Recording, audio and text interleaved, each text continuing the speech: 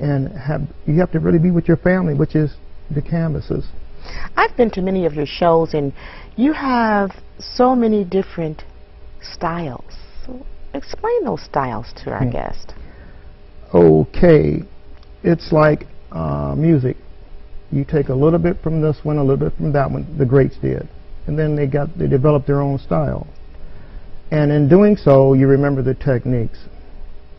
And each painting would tell you what style to operate out of. A lot of times I don't have an idea when I start to paint. The canvas will tell me this direction or that direction. So it's really interesting how that goes. Now you use different pieces of, is it copper?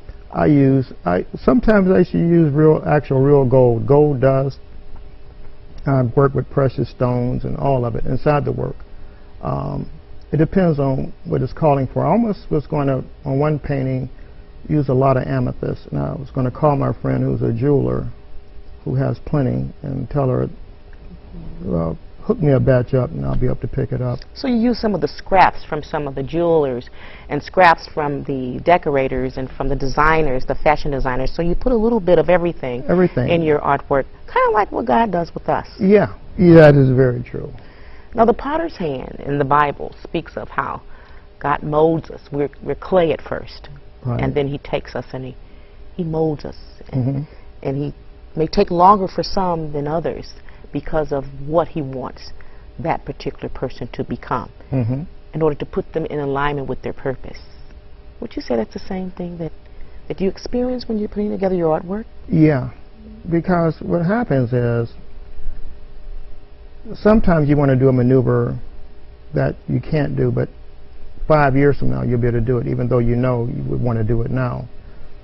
And you have to develop the emotional stamina to even be able to do some of the maneuvers, really. And then you have to develop the physical stamina to be able to do the maneuver. Sometimes I can look at an artist's artwork that's real intense and see where they broke down physically at. Sometimes you can see where they broke down mentally at. Those who are professionals can identify those areas. So artists recognize other artists and what they're doing and what they're feeling in their artwork. Oh yeah. I've seen some artists that I'd be like, man, wish they could have held it together through this area. And they were really trying, but physically and emotionally and spiritually was pulling too much out of them. Like, go ahead, I'm listening to you. Well, that's okay. Well, my friend who's my publicist, he was telling me after I did about 5 weeks of painting strong. I don't know what zone you're in, but you need to stay there and keep painting. I says, you don't paint well from the cemetery, and if I keep pushing, I'll be over in there somewhere, okay? Because it's pulling so much emotionally and physically out of the artist. It's a spiritual relationship you're building with the canvas, so it's a touch and go at times.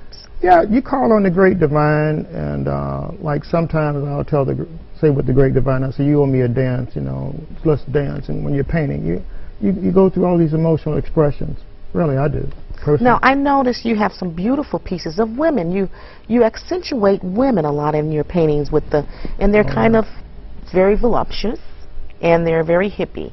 Right. And usually they're of all ethnic backgrounds. There's no particular race that you're trying to convey in your paintings, but something lets you know if this is an African woman or an Indian woman or an Asian woman, even though you don't give it that definition in the face, but something about your paintings of women talk. I mean, openly talk. What is that? Well, I love beauty, and I always love the emotions of a woman, to be quite honest about it. Because they're caregivers, nurturers. And in fact, I was thinking on the way over here, I said, when I get through with this next series, I said, I got to go have someone like a masseuse, nice masseuse females, friends of mine, have them work on me because they have the touch. My mother was very nurturing. So that's why when I do the female form, it's a very special thing to me because they're beautiful vessels. So the touch is there. It's like Gustav Klimt. I think about him a lot because he loved his women. And now Gustav Klimt, Klimt is the name. Klimt. Now his works are European. Yeah, very was a